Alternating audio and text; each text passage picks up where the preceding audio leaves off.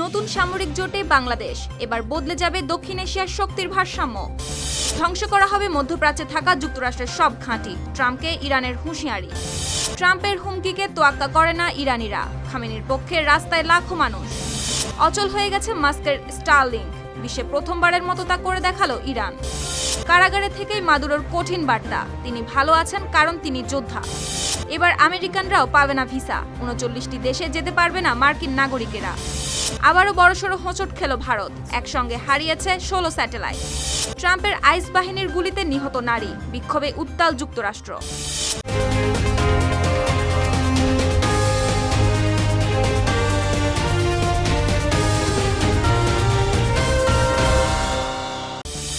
দর্শক, আমন্ত্রণ জানাচ্ছি আরটিভি সপ্তাহের বিশ্বের সঙ্গে আছি আমি সুপ্তি রায়। দক্ষিণ এশিয়ার ভূরাজনৈতিক বাতাস হঠাৎ করে যেন বদলাতে শুরু করেছে। কূটনৈতিক করিডোর, সামরিক সদর দপ্তর ও আন্তর্জাতিক বিশ্লেষকদের আলোচনায় এখন একটি প্রশ্ন ঘুরছে: পাকিস্তান, তুরস্ক ও সৌদি আরবকে নিয়ে গড়ে ওঠা নতুন সামরিক জোটে কি যোগ দিতে যাচ্ছে বাংলাদেশ?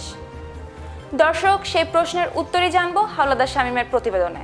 পাকিস্তান, তুরস্ক ও সৌদি আরবকে নিয়ে গড়ে ওঠা নতুন এক সামরিক জোটে কি যোগ দিতে যাচ্ছে বাংলাদেশ?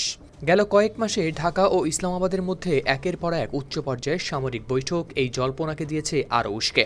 তার উপর রয়েছে পাকিস্তান ও সৌদি আরবের মধ্যে স্বাক্ষরিত কৌশলগত পারস্পরিক প্রতিরক্ষা চুক্তি, যা ইতিমধ্যেই আঞ্চলিক নিরাপত্তা সমীকরণে যোগ করেছে নতুন মাত্রা। বিশ্লেষকদের মতে ২০২৪ সালের রাজনৈতিক পট পরিবর্তনের পর বাংলাদেশ যে নতুন কৌশলগত অবস্থান নিচ্ছে, এই সম্ভাব্য জোট তারই একটি গুরুত্বপূর্ণ অংশ। পাকিস্তানি সংবাদ মাধ্যম টাইমস অফ ইসলামাবাদের এক প্রতিবেদনে প্রকাশ পেয়েছে এ তথ্য। এই জোটের ভিত্তি তৈরি হয় ২০২৫ সালের সেপ্টেম্বরে, যখন পাকিস্তান ও সৌদি আরব সই করে একটি প্রতিরক্ষা চুক্তিতে। চুক্তির মূল কথা ছিল এক দেশের উপর হামলাকে গণ্য করা হবে উভয় দেশের উপর হামলা হিসেবে, অনেকটা ন্যাটোর সম্মিলিত প্রতিরক্ষা নীতির মতো। এরপর ২০২৬ সালে জানুয়ারিতে জানা যায় মুসলিম দেশ তুরস্ক যোগ দিতে যাচ্ছে এই কাঠামোয়। এ নিয়ে চলছে চূড়ান্ত পর্যায়ের আলোচনা। এই তিন দেশের শক্তির সমীকরণ বেশ তাৎপর্যপূর্ণ। পাকিস্তান পারমাণবিক শক্তিধর রাষ্ট্র, তুরস্কের রয়েছে ন্যাটোর দ্বিতীয় বৃহত্তম সেনাবাহিনী, সৌদি আরবের রয়েছে বিপুল আর্থিক ও কৌশলগত প্রভাব। এই ত্রিভুজে বাংলাদেশ যুক্ত হলে তা কেবল প্রতীকী নয়, বরং সামরিক সক্ষমতার ক্ষেত্রে আনতে পারে বড় পরিবর্তন। ইঙ্গিতগুলো ক্রমেই হচ্ছে স্পষ্ট, কারণ গেল এক বছরে বেড়েছে পাকিস্তানি সামরিক নেতৃত্বের ঢাকা সফরের সংখ্যা। বাংলাদেশ বিমান বাহিনীর প্রধানের সাম্প্রতিক পাকিস্তান সফরে JF-17 থান্ডার যুদ্ধ বিমান কেনা নিয়ে হয়েছে বিস্তারিত আলোচনা। এটিকে দেখা হচ্ছে বাংলাদেশের ফোর্সেস গোল 2030 বাস্তবায়নের একটি বড় পদক্ষেপ হিসেবে। পাশাপাশি পাকিস্তানও দিয়েছে খুব দ্রুতই সুপার মুশাক প্রশিক্ষণ বিমান সরবরাহের প্রতিশ্রুতি। এদিকে এই সহযোগিতা শুধু অস্ত্র কেনাবেচায় সীমাবদ্ধ থাকার সম্ভাবনা খুবই কম। গোয়েন্দা তথ্য বিনিময়, সন্ত্রাসবাদ মোকাবিলা ও যৌথ সামরিক মহড়ার মতো বিষয় রয়েছে আলোচনায়। বাংলাদেশের সামরিক বাহিনী ইতিমধ্যেই সৌদি পাকিস্তান মডেলের প্রতিরক্ষা চুক্তির আদলে একটি খসড়া তৈরিতে আগ্রহ দেখিয়েছে বলেও জানানো হয়েছে প্রতিবেদনে। মধ্যপ্রাচ্যের আকাশে আবারও জমছে বারুদের গন্ধ। তেহরান স্পষ্ট ভাষায় জানিয়ে দিয়েছে, ইরানের ওপর কোনো হামলা হলে তবে পাল্টা আঘাত আসবে সরাসরি মধ্যপ্রাচ্যের দেশগুলোতে থাকা মার্কিন ঘাঁটিগুলোতে। এর আগে যুক্তরাষ্ট্রের প্রেসিডেন্ট প্রকাশ্যে ইরানের বিক্ষোভকারীদের পাশে দাঁড়িয়ে দেন সামরিক পদক্ষেপের ইঙ্গিত। এর পরপরই ইরানের পক্ষ থেকে দেয়া হয় এই হুঁশিয়ারি। বিস্তারিত প্রতিবেদনে। মধ্যপ্রাচ্যের আকাশে আবারও জমছে বারুদের গন্ধ। তেহরান স্পষ্ট ভাষায় জানিয়ে দিয়েছে, ইরানের উপর যদি কোনো হামলা হয় তবে পাল্টা আঘাত আসবে সরাসরি মধ্যপ্রাচ্যের দেশগুলোতে থাকা মার্কিন ঘাঁটিগুলোতে। এই হুঁশিয়ারি এসেছে এমন এক সময়ে যখন যুক্তরাষ্ট্রের প্রেসিডেন্ট প্রকাশ্যে ইরানের বিক্ষোভকারীদের পাশে দাঁড়িয়ে দিচ্ছেন সামরিক পদক্ষেপের ইঙ্গিত। বুধবার রয়টার্সকে এক ঊর্ধ্বতন ইরানি কর্মকর্তা বলেছেন এসব কথা। ওই কর্মকর্তার ভাষ্য অনুযায়ী তেহরান এখন ধরে নিচ্ছে যে ডোনাল্ড ট্রাম্প প্রশাসন ইরানে হস্তক্ষেপের সিদ্ধান্ত নিয়েই ফেলেছে। এখন প্রশ্ন শুধু সময় ও পরিসর। নাম প্রকাশ না করার শর্তে ইরানি ওই কর্মকর্তা আরও বলেন, এই সম্ভাব্য হামলা ঠেকাতে ইরান ইতিমধ্যেই সৌদি আরব, সংযুক্ত আরব আমিরাত ও তুরস্ক সহ পুরো অঞ্চলের দেশগুলোকে দিয়েছে সতর্কবার্তা। বার্তাটি ছিল পরিষ্কার: যুক্তরাষ্ট্র যদি ইরানকে লক্ষ্য করে তবে তাদের ভূখণ্ডে থাকা মার্কিন ঘাঁটিগুলোও থাকবে না নিরাপদে। এই উত্তেজনার পটভূমিতে রয়েছে ইরানের ভেতরের ভয়াবহ অস্থিরতা। অধিকার সংস্থাগুলোর হিসাব অনুযায়ী চলমান বিক্ষোভে নিহতের সংখ্যা 2600 কাছাকাছি পৌঁছেছে। 1979 সালের ইসলামী বিপ্লবের পর ধর্মীয় নেতৃত্বের জন্য এটিকে দেখা হচ্ছে সবচেয়ে বড় চ্যালেঞ্জগুলোর একটি হিসেবে। ইন্টারনেট বিচ্ছিন্ন থাকায় প্রকৃত পরিস্থিতি জানা কঠিন হলেও হতাহতের সংখ্যা যে দ্রুত বাড়ছে সে বিষয়ে নেই কোনো দ্বিমত। তেহরান মনে করছে বিক্ষোভে যুক্তরাষ্ট্রের প্রকাশ্য সমর্থন পরিস্থিতিকে আরও বিপজ্জনক করে তুলছে। সেই কারণেই ইরানের পররাষ্ট্রমন্ত্রী আব্বাস আরাকচি ও মার্কিন বিশেষ দূত স্টিভ উইটকফের মধ্যে স্থগিত করা হয়েছে সরাসরি যোগাযোগ। কূটনীতির দরজা বন্ধ হওয়ায় আরও বেড়েছে সংঘাতের ঝুঁকি। এদিকে ইসরায়েলও বাড়াচ্ছে প্রস্তুতি। দেশটির একাধিক সূত্র জানিয়েছে, প্রধানমন্ত্রী বেনিয়ামিন নেতানিয়াহুর নিরাপত্তা মন্ত্রিসভাকে ইরানের শাসন ব্যবস্থার পতন বা সম্ভাব্য মার্কিন হস্তক্ষেপ নিয়ে অবহিত করা হয়েছে। স্মরণ করিয়ে দেওয়া হচ্ছে গেল বছরে সে 12 দিনের সংঘাতের কথা, যখন ইরান ও ইসরায়েল সরাসরি জড়িয়েছিল লড়াইয়ে। যুক্তরাষ্ট্রের পক্ষ থেকেও ভাষা ক্রমেই হচ্ছে কঠোর। এক সাক্ষাৎকারে ট্রাম্প বলেন, ইরান যদি বিক্ষোভকারীদের মৃত্যুদণ্ড দেয় তবে যুক্তরাষ্ট্র অত্যন্ত কঠোর ব্যবস্থা নেবে। তিনি ইরানিদের আন্দোলন চালিয়ে যাওয়ার ও সরকারি প্রতিষ্ঠান দখলের আহ্বান জানিয়ে ইঙ্গিত দিয়েছেন সহায়তা আসছে। হাওলাদার শামীম, RTV।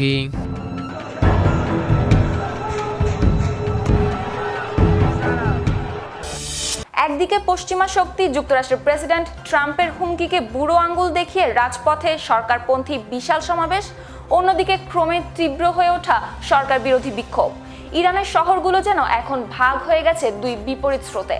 হাজার হাজার মানুষ ইরানের পতাকা ও সর্বোচ্চ নেতা আয়াতুল্লাহ আলী খামেনির ছবি হাতে স্লোগান দিচ্ছেন।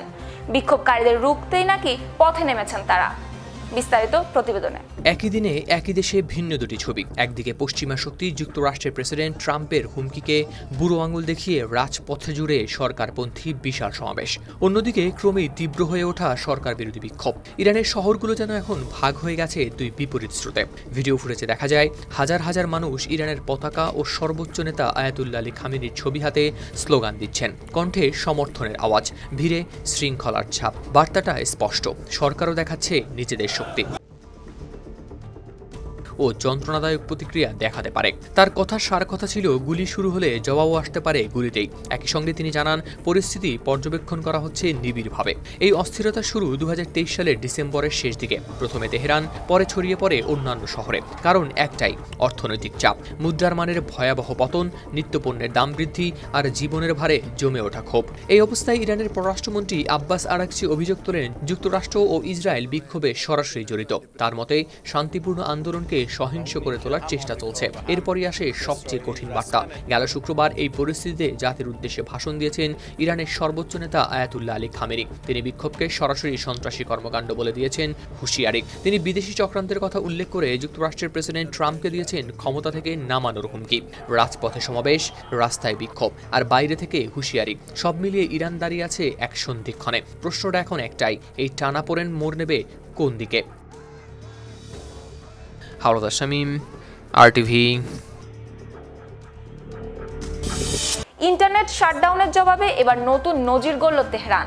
বিশ্বের প্রথম দেশ হিসেবে ইরান কার্যত অচল করে দিয়েছে ইলন মাস্কের স্যাটেলাইট ভিত্তিক ইন্টারনেট সেবা স্টারলিংক। দেশটিতে চলমান সরকার বিরোধী বিক্ষোভে অভ্যন্তরীণ ইন্টারনেট সংযোগ বন্ধ করে দেওয়া হলে মার্কিন ধনকুবের ইলন মাস্ক ঘোষণা দেন, বিনামূল্যে উন্মুক্ত করা হবে স্টারলিংক ইন্টারনেট। তার পরপরই সামরিক জ্যামার ব্যবহার করে এই স্যাটেলাইট ইন্টারনেটকে অকার্যকর করে দেয় ইরানি কর্তৃপক্ষ। দর্শক, জ্যামার দিয়ে কতটা অচল করা গেছে ইন্টারনেট সেটি জানবো সুপ্তি রায়ের প্রতিবেদনে। এবার ইন্টারনেট শাটডাউনের জবাবে নতুন নজির গড়ল তেহরান। বিশ্বের প্রথম দেশ হিসেবে ইরান কার্যত অচল করে দিয়েছে ইলন মাস্কের স্যাটেলাইট ভিত্তিক ইন্টারনেট সেবা স্টারলিংককে। ইরানের চলমান সরকার বিরোধী বিক্ষোভের মধ্যে দেশটির ভেতরে ইন্টারনেট সংযোগ বন্ধ করে দেওয়া হলে মার্কিন ধনকুবের ইলন মাস্ক ঘোষণা দেন, ইরানিদের জন্য বিনামূল্যে উন্মুক্ত করা হবে স্টারলিংক ইন্টারনেট। তার এই ঘোষণার পরপরই সামরিক জ্যামার ব্যবহার করে এই স্যাটেলাইট ইন্টারনেটকে অকার্যকর করে দেয় ইরানি কর্তৃপক্ষ। ইরান ভিত্তিক প্রযুক্তি পর্যবেক্ষণ সংস্থা ইরান ওয়্যারের প্রতিবেদনে বলা হয়, ইরানের ভেতরে হাজার হাজার স্টারলিংক ইউনিট সক্রিয় থাকার দাবি শোনা গেলেও ইন্টারনেট ব্ল্যাকআউটের প্রভাব গ্রাস করেছে স্যাটেলাইট সংযোগকেও। প্রাথমিকভাবে স্টারলিংকের আপলিংক ও ডাউনলিংক ট্রাফিকের প্রায় 30% ব্যাহত হলেও কয়েক ঘন্টার ব্যবধানে আরও ভয়াবহ আকার নেয় পরিস্থিতি। প্রতিবেদনের তথ্য অনুযায়ী অল্প সময়ের মধ্যে স্টারলিংক ইন্টারনেটের 80%-এরও বেশি ট্রাফিক কার্যত অচল হয়ে পড়ে।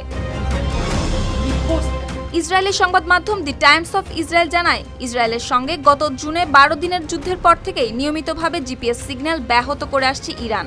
এর ফলে কিছু এলাকায় সীমিত সংযোগ থাকলেও অনেক গুরুত্বপূর্ণ অঞ্চলে প্রায় সম্পূর্ণ ইন্টারনেট ব্ল্যাকআউট হয়ে আছে, যা সব মিলিয়ে তৈরি করেছে এক ধরনের প্যাচওয়ার্ক কুইল্ট পরিস্থিতি। একই সঙ্গে স্টারলিংক ডেটা প্যাকেট পর্যবেক্ষণকারী প্রযুক্তিবিদরাও নিশ্চিত করেছেন, স্যাটেলাইট সংযোগ মারাত্মকভাবে ক্ষতিগ্রস্ত হওয়ায় ইরানে ভেঙে পড়েছে স্টারলিংকের কার্যকারিতা। এই ইন্টারনেট কিল সুইচের অর্থনৈতিক প্রভাবও কিন্তু মারাত্মক। ইন্টারনেট বন্ধ থাকায় প্রতি ঘন্টায় ইরানের অর্থনীতিতে ক্ষতি হচ্ছে প্রায় $15,60,000। সুপ্তি রায়, RTV। যুক্তরাষ্ট্রের কারাবন্দী ভেনেজুয়েলার প্রেসিডেন্ট নিকোলাস মাদুরো নাকি বলেছেন তিনি ভালো আছেন আর নিজেদের পরিচয় দিয়েছেন যোদ্ধা হিসেবে। তিনি নিজেই কথা জানিয়েছেন বলে জানান তার ছেলে গুয়েরা। শনিবার প্রকাশিত এক ভিডিওতে আইনজীবী হিসেবে নিকোলাস মাদুরো গুয়েরা তুলে ধরেন তার বাবার বক্তব্য। ভেনেজুয়েলার ক্ষমতাসীন দল পিএসইউভি পার্টি প্রকাশ করেছে মাদুরোর ছেলের এই ভিডিও। দর্শক, কি ছিল সেই ভিডিও বার্তায় জানবো হাওলাদার শামীমের প্রতিবেদনে। কারাগারের দেয়াল পেরিয়ে ছড়িয়ে পড়েছে একটি বার্তা, নীরবতার ভেতর থেকেই ভেসে আসছে এক কণ্ঠ। যুক্তরাষ্ট্রের কারাবন্দী ভেনেজুয়েলার প্রেসিডেন্ট নিকোলাস মাদুরো নাকি বলেছেন তিনি ভালো আছেন আর নিজেদের পরিচয় দিয়েছেন যোদ্ধা হিসেবে। মাদুরো নিজেই একথা জানিয়েছেন বলে জানান তার ছেলে গুয়েরা। শনিবার প্রকাশিত এক ভিডিওতে আইনজীবী নিকোলা মাদুরো গুয়েরা তুলে ধরেন তার বাবার বক্তব্য। তার কথায় মাদুরোর বার্তাটা ছিল স্পষ্ট, মনোবল অটুট। ভেনেজুয়েলার ক্ষমতাসীন দল পিএসইউভি পার্টি প্রকাশ করেছে মাদুরোর ছেলের এই ভিডিও। গেল 3 জানুয়ারি ভেনেজুয়েলার সামরিক অভিযান চালিয়ে মাদুরো ও তার স্ত্রী সিলিয়া ফ্লোরেসকে তুলে নিয়ে যায় যুক্তরাষ্ট্র। বর্তমানে তাদের রাখা হয়েছে নিউ ইয়র্কের একটি আটক কেন্দ্রে। কয়েকদিনের ব্যবধানে ক্ষমতার কেন্দ্র থেকে মাদুরো এখন কারাগারের নির্জনতায়। নিউ ইয়র্কের একটি আদালতে মাদুরোর বিরুদ্ধে আনা হয়েছে মাদক সন্ত্রাস, কোকেন আমদানি এবং মেশিন গান ও ধ্বংসাত্মক সরঞ্জাম রাখার ষড়যন্ত্রের অভিযোগ, যে মামলাটি করা হয়েছিল আরও 6 বছর আগে। এতদিন ছিল না সেটির কোনো অগ্রগতি। কারাকাস থেকে তাকে নিউ ইয়র্কে নেয়ার পরেই সক্রিয় হয় বিচারিক প্রক্রিয়া। গেল সোমবার প্রথম শুনানিতে মাদুরো দম্পতিকে হাজির করা হয় ম্যানহাটন ফেডারেল আদালতে, যেখানে মাদুরো নিজেকে দাবি করেন নির্দোষ। আদালতের ভেতরে আইন চলেছে নিয়মে আর বাইরে চলেছে রাজনীতির চাপা উত্তাপ। এই প্রেক্ষাপটে কারাগার থেকে আসা বার্তাটি শুধু ব্যক্তিগত নয়, সমর্থকদের জন্য এটি সাহসের ইঙ্গিত। বিরোধীদের জন্য বার্তা শেষ হয়নি লড়াই। লোহার দরজা বন্ধ থাকলেও ভাষা বলছে প্রতিরোধের গল্প। হাওলাদার শামীম, RTV। বিশ্বজুড়ে বিভিন্ন দেশকে নিষেধাজ্ঞা দিয়ে বেড়ালেও এবার সেই খড়গ চেপেছে নিজেদের ঘাড়েই। আফ্রিকা, এশিয়া, মধ্যপ্রাচ্য ও লাতিন আমেরিকার অন্তত 39টি দেশ যুক্তরাষ্ট্রের নাগরিকদের দিয়েছে ভিসা নিষেধাজ্ঞা। আন্তর্জাতিক সংবাদ মাধ্যমের তথ্য অনুযায়ী যুক্তরাষ্ট্রের একতরফা ভিসা ও ভ্রমণ নিষেধাজ্ঞার সিদ্ধান্ত এখন কেবল অভিবাসন নীতিতেই সীমাবদ্ধ নেই, বরং তা দাঁড়িয়েছে পাল্টা নিষেধাজ্ঞায়। বিস্তারিত প্রতিবেদনে। বিশ্বজুড়ে বিভিন্ন দেশকে যে কিনা দিয়ে বেড়ায় নিষেধাজ্ঞা, সে হয়তো ভুলে গিয়েছিল শেরের ওপর রয়েছে সোয়াশের। ঠিক সেরকমই কাণ্ড করে দেখিয়েছে আফ্রিকা, এশিয়া, মধ্যপ্রাচ্য ও লাতিন আমেরিকার অন্তত 39 দেশ। যে যুক্তরাষ্ট্র এতদিন নানা দেশের উপর চালিয়েছে ভিসা নিষেধাজ্ঞার খড়গ, এবার তাকেই বুড়ো আঙ্গুল দেখিয়ে মার্কিন নাগরিকদের উপর পাল্টা নিষেধাজ্ঞা জারি করেছে এসব দেশ। আন্তর্জাতিক সংবাদ মাধ্যম Al Jazeera, the Times of ইন্ডিয়ার তথ্য অনুযায়ী যুক্তরাষ্ট্রের একতরফা ভিসা ও ভ্রমণ নিষেধাজ্ঞার সিদ্ধান্ত এখন কেবল অভিবাসন নীতিতেই সীমাবদ্ধ নেই, বরং তা পাল্টা নিষেধাজ্ঞায় দাঁড়িয়েছে। এতে কূটনৈতিক উত্তেজনা ও বৈশ্বিক ভ্রমণ ব্যবস্থায় তৈরি হয়েছে নতুন অনিশ্চয়তা। 2026 সালের শুরুটা তাই যুক্তরাষ্ট্রের জন্য এসেছে অস্বস্তির বার্তা নিয়ে। গেল ডিসেম্বরে ভ্রমণ নিষেধাজ্ঞা আরও বিস্তৃত করার ঘোষণা দিয়েছে ট্রাম্প প্রশাসন। সেই সিদ্ধান্তের রেশ কাটতে না কাটতেই শুরু হয় পাল্টা প্রতিক্রিয়া। একটির পর একটি দেশ জানাতে থাকে যুক্তরাষ্ট্র যদি তাদের নাগরিকদের ভিসা বন্ধ করে, তবে মার্কিন নাগরিকদের জন্য দরজা বন্ধ করে দেবে তারা। এই সিদ্ধান্তের সবার আগে কড়া অবস্থান নেয় পশ্চিম আফ্রিকার স্থলবেষ্টিত দেশ নাইজার। দেশটি ঘোষণা দিয়েছে মার্কিন নাগরিকদের জন্য স্থায়ীভাবে বাতিল করা হচ্ছে সব ধরনের ভিসা। শুধু তাই নয়, অনির্দিষ্টকালের জন্য যুক্তরাষ্ট্রের নাগরিকদের দেশটির ভূখণ্ডে প্রবেশেও রয়েছে নিষেধাজ্ঞা। একই পথে হাঁটছে মধ্য আফ্রিকার দেশ চাদ। পারস্পরিকতার নীতি সামনে রেখে তারা যুক্তরাষ্ট্রের নাগরিকদের ভিসা প্রদান স্থগিতের ঘোষণা দেয়। গেল জুনে যুক্তরাষ্ট্রের ভ্রমণ নিষেধাজ্ঞার তালিকায় চাদ অন্তর্ভুক্ত হওয়ার পর থেকেই যে অসন্তোষ জমে উঠছিল, এই সিদ্ধান্ত তারই প্রকাশ। পশ্চিম আফ্রিকার আরও দুটি দেশ বুরকিনা ফাসো ও মালিও হাঁটছে একই পথে। তারা স্পষ্ট করে জানায়, যুক্তরাষ্ট্র যে শর্তে ভিসা সীমিত করেছে তাদের নাগরিকদের জন্য, মার্কিন নাগরিকদের ক্ষেত্রেও ঠিক একই শর্ত প্রযোজ্য হবে। বুরকিনা ফাসো এটিকে ইট মারলে খেতে হবে পাটকেল বা টিট ফর ট্যাট হিসেবে আখ্যা দিয়ে রাষ্ট্রীয় সার্বভৌমত্ব ও পারস্পরিক সম্মানের কথা তুলে ধরে। মালির পররাষ্ট্র ও আন্তর্জাতিক সহযোগিতা মন্ত্রণালয়ও সাফ জানিয়ে দেয়, ভিসা প্রশ্নে কোনো একতরফা আচরণ মেনে নেওয়া হবে না।